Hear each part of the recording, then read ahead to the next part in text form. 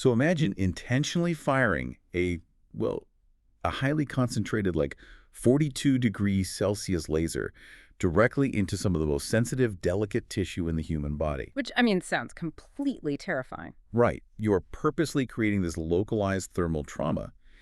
And then to rescue and rebuild that tissue, you introduce highly purified DNA extracted from the gonads of male salmon trout. Put that way, I mean, it sounds completely absurd, like a bizarre science fiction experiment or something. It really does. But welcome to the deep dive. We are looking at a stack of incredibly fascinating sources today, medical consensus reports, clinical guidelines, and some real-world case series. Yeah, all from the absolute cutting edge of aesthetic and intimate regenerative health. Exactly. And our mission for you today is, well, it's highly specific, but the implications are huge. Extremely huge, because we aren't just talking about managing symptoms anymore, We are talking about orchestrating a complete cellular rebuild. Right. We are unpacking the highly precise recommended intervals between sub-mucosal polynucleotide injections, which is where the fish DNA comes in, Right. and energy-based device sessions, like those lasers we mentioned. We're looking at this specific combination for treating refractory vulvovaginal atrophy. It really is the literal intersection of high-tech physics and, well, natural biology. It is. But the data in these sources makes one thing terrifyingly clear, right? This combination only works if the timing is exactly right. Oh, absolutely. If you misunderstand the biological timeline, you don't just waste the patient's money or Yeah. lose the clinical benefit. You can actually trigger severe complications. Yeah, the difference between a miraculous tissue regeneration and a massive infection comes down to basically staring at a calendar and understanding the physical barrier of the human body. Exactly. But before we get into the when, we really need to understand the what and the why. So let's meet the players. And we should probably start by defining the baseline problem we're trying to solve, vulvovaginal atrophy, or VVA. Right. So for anyone unfamiliar with the clinical specifics, VVA is a condition that fundamentally alters the vulvovaginal architecture. Meaning what, exactly? Well, you see severe dryness, pain, burning, and just a general loss of tissue elasticity. It's basically a collapse of the tissue's structural integrity. Got it. And it's most commonly associated with the sharp drop in estrogen during menopause, right? Usually, yes. But, the clinical data points out it can also be triggered by postpartum changes or even as a consequence of chemoradiotherapy. Which is awful. The tissue is essentially starving. It's losing its hydration and its collagen matrix all at once. Exactly. So to combat this, let's introduce player one from our sources, energy-based devices, or EBDs. These reports are just filled with acronyms, Oh, totally. like CO2 lasers, erbium, radio frequency, ultrasound. How exactly are we using a machine that blasts heat to treat a biological problem like atrophy? So the principle relies on something called controlled injury. When clinicians use these fractional ablative lasers or temperature-controlled radiofrequency devices, they are intentionally delivering thermal energy into the vaginal wall. Deep into the connective tissues, right? Right, and they aim for a very specific thermal window, usually between 40 degrees and 42 degrees Celsius. Which, just to clarify for everyone listening, is hot enough to cause real trauma, but stops just short of totally incinerating the living cells. Yeah, that distinction is crucial. At 40 to 42 degrees, you cause collagen contraction. Cool. The existing weakened collagen fibers physically shrink and tighten, but the real magic happens right after the heat hits. Right, because of the biological response. Exactly. This thermal injury sends a massive chemical distress signal to the local cells, specifically the fibroblasts. The body basically realizes it's been burned. Yes. And it activates these dormant fibroblasts to rush in and pump out brand new extracellular matrix, new collagen, and new elastin. Okay, let's unpack this. Player one is basically a very expensive, highly calibrated distress beacon. It tricks the body into healing an area it had otherwise just given up on. That's a great way to put it, actually. But player two is where the biology comes in, and this is the part that still kind of breaks my brain. Yeah. Our second therapy is polynucleotides, abbreviated in the literature as PN or PDRN. Right, the fish DNA. Yeah. According to the data, these are highly purified DNA polymers. And the sources specifically note their molecular weight ranges from 50 to 1,500 kilodaltons. Which is a massive range. It really is.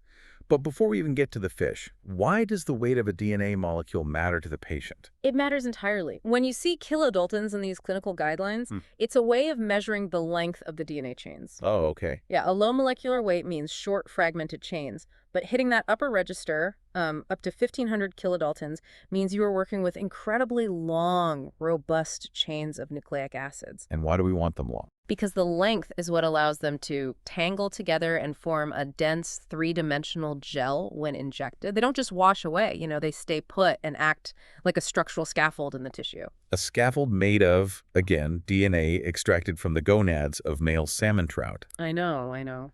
I have to push back here on behalf of anyone listening who is, rightly so, alarmed by this. We are taking raw marine DNA and injecting it into human mucosal tissue. It sounds wild. How does the human immune system not immediately flag that as a foreign invader and launch a massive allergic attack?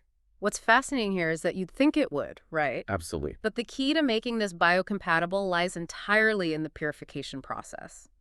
The raw material undergoes a brutal, extremely high-temperature sterilization. Okay. This rigorous process destroys the tertiary structure of any proteins and completely strips away all peptides. And proteins are the actual triggers for allergic reactions, right? Right. That's what our antibodies are looking for. Precisely. Your immune system doesn't attack pure nucleic acids because the fundamental chemical structure of a nucleotide, the raw letters of DNA, is virtually identical across all living species. Oh, wow. So we all have the same basic building blocks. Exactly. By burning away the fish proteins, you are left with just the universal raw materials of life. Okay, that explains why we don't go into anaphylactic shock. Oh. But how does injecting this pure gel-like DNA actually reverse the atrophy? The sources talk about some very complex metabolic pathways here. Yeah, it does two remarkable things to the cellular environment. First, these long-chain polynucleotides physically bind to something called the adenosine A2A receptor on the surface of our cells. Hang on, what exactly is the A2A receptor? You can't just drop a term like that without a little context. Fair enough, fair enough. Think of the A2A receptor as a very specific lock on the outside of a cell. Okay, a lock. Right. When the tissue is damaged, say by a laser, the cell starts screaming, basically releasing acute inflammatory chemicals. It's chaos in there. Makes sense. But when the polynucleotide acts as the key and turns that A2A lock, it forces the cell to immediately downregulate the acute inflammation and switch over into a tissue repair mode. Oh, I see. It's like an override switch. It forces the tissue to calm down and focus on rebuilding instead of just panicking. That's a perfect way to put it. But the second mechanism is even more impressive, honestly. It's called the salvage pathway. The salvage pathway. Yeah. When human cells are stressed or injured, they desperately need raw nitrogen bases and nucleotides to synthesize new DNA so they can replicate and heal the tissue. And normally the cell has to manufacture those from scratch, which I imagine takes a ton of metabolic energy. Exactly. Energy that a starving, atrophied cell doesn't really have to spare. Precisely. But the injected polynucleotides passively break down over time, constantly releasing those exact building blocks directly into the local environment. Oh, so they just hand the struggling cell the prefabricated bricks. Yes, exactly. Plus, because those long DNA chains are highly hydrophilic, meaning they attract water, that 3D gel acts like a biological sponge. Providing deep, sustained hydration to the extracellular matrix. Exactly. Which directly attacks the severe dryness that comes with VVA. As I was trying to map all this out, I was thinking of it like going to the gym. Okay, I like where this is going. The energy-based device, the laser, is the brutally heavy weightlifting session. You intentionally create micro tears and thermal damage in your tissues. That's the trigger. Right. But if you just go home and starve yourself, your body can't repair the damage. The polynucleotides were like drinking a highly targeted, perfectly formulated protein shake immediately after the workout. That's a really solid analogy. You're handing the body the exact raw materials it needs to repair the micro tears so the tissue grows back thicker and healthier than before. It is a solid analogy, but with one major caveat that actually highlights why this synergy is so unique. Oh. What's that? Well, a protein shake doesn't actively stop the painful, acute inflammation of a torn muscle. It just provides food. Oh, right. The polynucleotides do both. By activating that A2A receptor, they cut through the acute inflammatory noise caused by the laser, which paves the way for rapid tissue reconstruction and what the clinical data refers to as neovascularization. Neovascularization. Yeah. The creation of brand new blood vessels. Yes. Because if you want to permanently reverse atrophy, restoring deep blood flow is completely non-negotiable. Makes total sense. The PNs synergize with the laser to upregulate vascular endothelial growth factor, or VEGF. Together, they literally force the body to build a brand new microvascular network. Which brings natural, long-term moisture and sensitivity back to the area. Exactly. So they really are the ultimate biological tag team. But this brings us to the most critical part of our mission today. Because human nature dictates that if two things work brilliantly together, we should just do them at the exact same time. No, of course. If I'm a patient paying for this, I want the laser and the DNA injection done on the same Tuesday afternoon so I can go home. But the clinical consensus reports are incredibly rigid about this. Very rigid. Doing that could be a catastrophic medical error. It violates the cardinal rule of combining these therapies. Right, the sources emphasize this overarching safety constraint, which is you must never inject PDRN through a compromised skin or mucosal surface. Never. Why is a physical barrier such a hard line in the sand? Because of how the immune system defends the body. The surface mucosa is the primary wall keeping bacteria out. Yeah. If that wall is compromised by a thermal burn and you then shove a needle through that wound to inject a gel deep into the tissue, you are literally creating a superhighway for surface bacteria to travel deep into the body. Oh, wow. So you introduce a severe risk of infection. Massive risk. Not to mention, tissue in the middle of an acute thermal shock cannot metabolize the polynucleotides effectively anyway. So you take on all this risk for literally zero clinical benefit. Okay, so the surface barrier dictates the timeline. But the tricky part of these guidelines is that compromised means vastly different things depending on which machine player one happens to be. That's true. The sources don't just give one timeline, they break it down based on the depth of the injury. So let's look at the spectrum here, maybe starting with the devices that cause the most surface destruction. Good idea. Think of the tissue layers like a multi-story building. When a clinician uses a fully ablative CO2 laser or even an ablative erbium laser, they are essentially blowing the roof off the building. Right. They are physically vaporizing tiny columns of tissue from the surface all the way down into the deep dermis. Leaving thousands of literal open micro wounds. Correct. So because the surface architecture is entirely broken, the guidelines dictate a minimum wait of 4 to 6 weeks post-procedure. Wow, 4 to 6 weeks. Yeah, you cannot bring a needle anywhere near that tissue until it is fully reepithelialized. The new surface layer must be completely closed and regenerated. That makes total sense from an infection standpoint. But what if the practitioner steps down the aggression and uses a non-ablative fractional laser? How does the building analogy work there? Well, with a non-ablative laser, the roof of the building stays completely intact. Oh. The laser bypasses the surface mucosa and only delivers its heat columns to the floors beneath.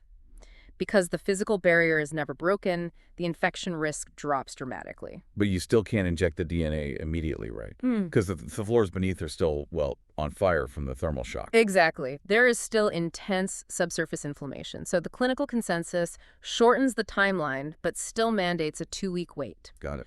You give the tissue 14 days for the acute thermal shock to subside, and then you safely inject the PNs to amplify the proliferative phase of the healing. Okay, so 4 to 6 weeks if the surface is destroyed, 2 weeks if the surface is intact but the tissue is hot. What about HIFU? High-intensity focused ultrasound. This uses sound waves, not light, right? Right. HIFU is fascinating because it targets the deepest levels, specifically the SMAS layer. Wait, the SMAS layer, what is that? Yeah, the superficial musculoaponeurotic system. That is quite the mouthful. It really is. Yeah. But essentially, it's the deep, fibrous network that connects muscle to the skin. HIFU delivers highly focused ultrasound energy strictly to this deep foundational layer, completely ignoring the upper floors and the roof of our building entirely. Oh, so there is absolutely no surface breach and minimal upper tissue trauma. Exactly. Which means the timeline here is the most flexible of all. Since the physical barrier is untouched, the guidelines state that PNs can safely be injected during the exact same session or within 1 week. Oh, wow. Same day. Yeah, because you aren't navigating around an open wound, so you can start supporting that deep collagen remodeling immediately. Okay, but there is one massive loophole in these guidelines that completely threw me when I read it. Oh, let me guess. Radiofrequency microneedling. Yes. RF microneedling. This device literally uses physical needles to puncture the tissue and then delivers radiofrequency heat down those needles. It is a massive breach of the surface barrier. It By is. the rules we just established, you have to wait 3 to 4 weeks before you can safely use a needle to inject the polynucleotides. But the sources outline a totally different, honestly incredibly clever approach here. The topical exception. Right. This is where clinical ingenuity really shines. Because the RF microneedling just stamped thousands of microscopic open channels directly into the deep tissue, the clinician doesn't need to use a syringe at all. Well, they just rub it on. Basically, yeah.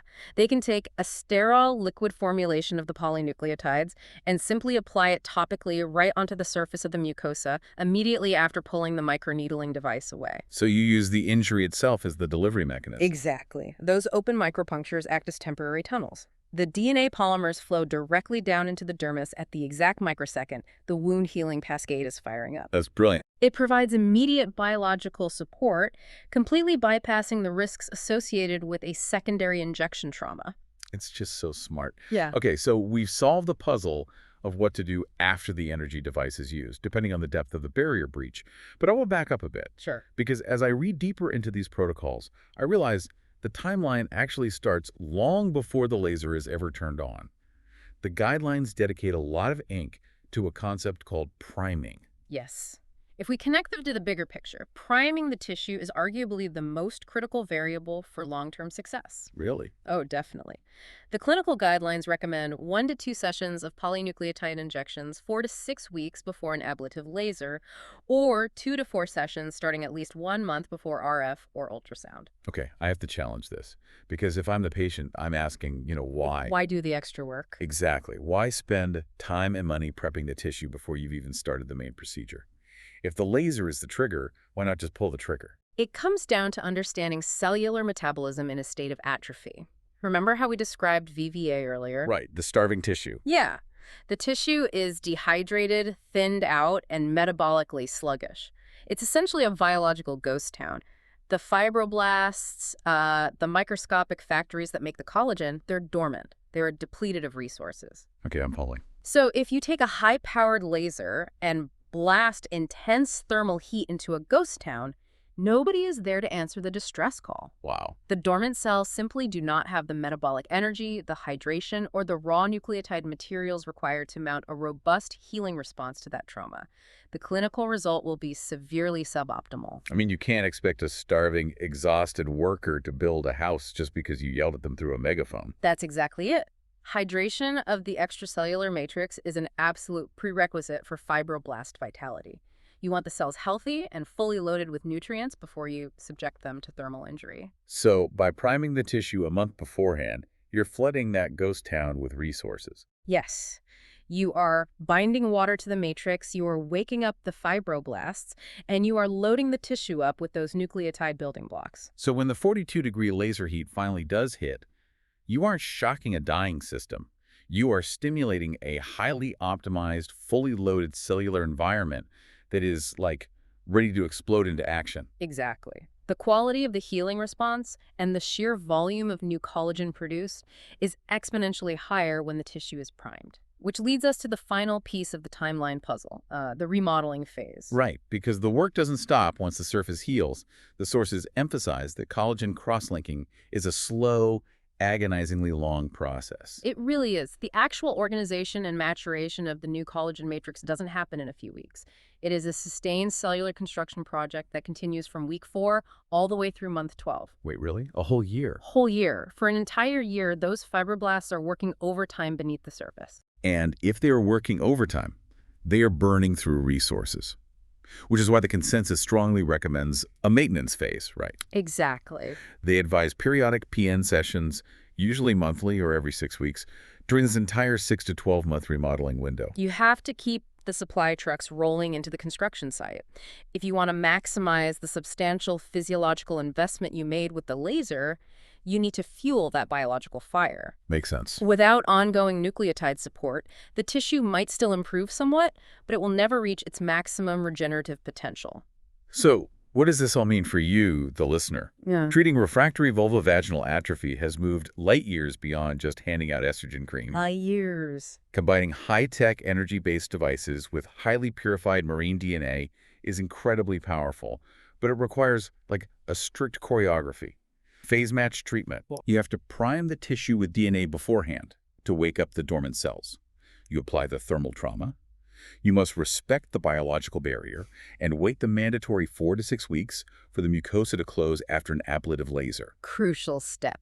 And then you sustain the results with periodic injections to feed the cells while they spend the next year rebuilding the tissue from the inside out. It is a complete paradigm shift. We are officially leaving behind an era of medicine where we simply treated or masked localized symptoms. Right. We are entering an era where we carefully orchestrate complex biological symphonies at the cellular level, and I think that leaves us with a truly profound question to consider as we look to the future. Ooh, what's that? Well, if we can now so precisely time the delivery of marine DNA to amplify the healing of controlled thermal injuries in intimate mucosal tissues, Yeah.